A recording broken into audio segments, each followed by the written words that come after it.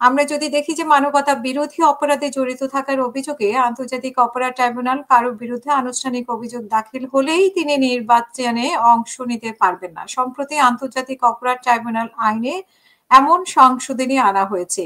এর ফলে কার্যক্রম নিষিদ্ধ আওয়ামী লীগ, তাদের সমমনা জোট ও আরো সংগঠনের অন্তত 2 ডজন নেতা আগামী জাতীয় সংসদ নির্বাচনে অংশগ্রহণ করার পথ বন্ধ হয়ে যাচ্ছে।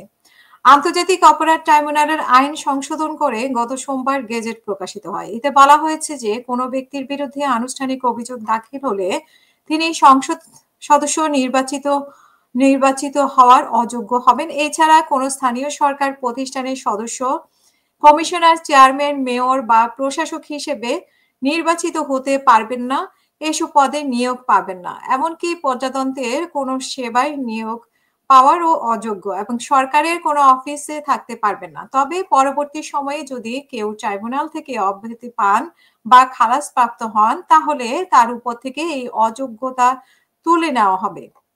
বিগত আওয়ামী লীগ সরকারের আমলে মানবতা বিরোধী অপরাধে জড়িত থাকার অভিযোগে সাবেক প্রধানমন্ত্রী শেখ হাসিনা সহ বেশ কয়েকজনের বিরুদ্ধে আন্তর্জাতিক অপরাধ ট্রাইব্যুনালের বিচার চলমান রয়েছে। তাদের কেউ কারাগারে আছেন, আবার অনেকেই পলাতক। আগামী নভেম্বরের মধ্যে আওয়ামী লীগের পলাতক সাধারণ সম্পাদক ওবায়দুল কাদের সহ অন্তত 12 জনের বিরুদ্ধে প্রতিবেদন দাখিল হতে পারে বলে আশা প্রকাশ করছে ট্রাইব্যুনাল এবং এই ছাড়া আগামী জানুয়ারির মধ্যে আরো কিছু তদন্ত প্রতিবেদন আসতে পারে বলেও তিনি জানান।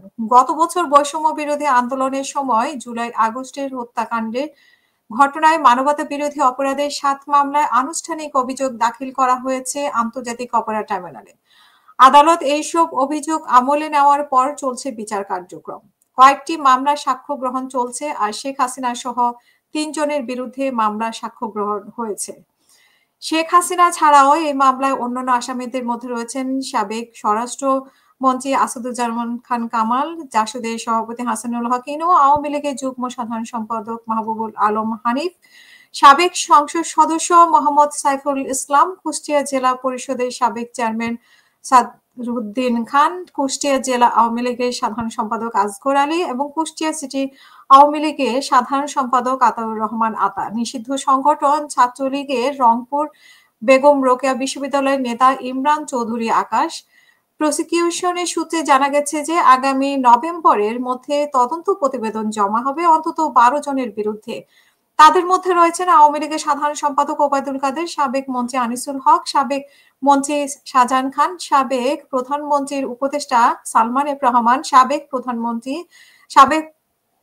প্রতিমন্ত্রী জুনাইদ আহমেদ পলক, বাংলাদেশ ওয়ার্কার্স পার্টি সভাপতি রাশেদ খান মেনন, সাবেক প্রতিমন্ত্রী মোহাম্মদ আলী আরাফাত, যুবলীগের চেয়ারম্যান শেখ ফজলে শামস পরশ ও যুবলীগের সাধারণ সম্পাদক মাইনুর হোসেন খান নিখিল, ছাত্রলীগের সভাপতি সাদ্দাম হোসেন ও সাধারণ সম্পাদক শেখ ওয়ালি আসিফ ইনান এবং সাবেক স্বরাষ্ট্রমন্ত্রী আসাদুজ্জামান খান কামালের সহকারী সচিব মোহাম্মদ মনির হোসেন এবং বৈষম্য বিরোধী আন্দোলনের মুখে গত বছরের 5 আগস্ট আওয়ামী লীগ সরকারের পতনের পর সারা দেশে গ্রেপ্তার হয়েছেন দলটির হাজারও বেশি নেতাকর্মী, যাদের জুলাই আগস্টের ঘটনায় সংশ্লিষ্ট এলাকায় হত্যা মামলার গ্রেপ্তার দেখানো হয়েছে। তবে সব মামলা এখনো ট্রাইব্যুনালে আসেনি।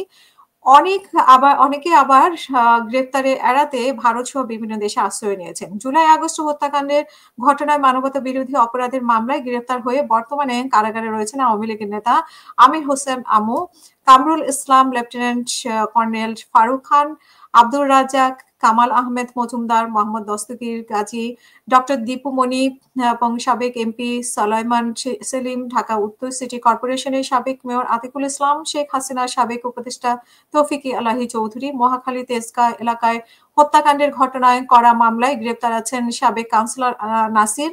চট্টগ্রাম ওয়াসিম হত্যার মামলায় কারাগারে আছেন সাবেক এমপি এবিএম ফজলে করিম চৌধুরী।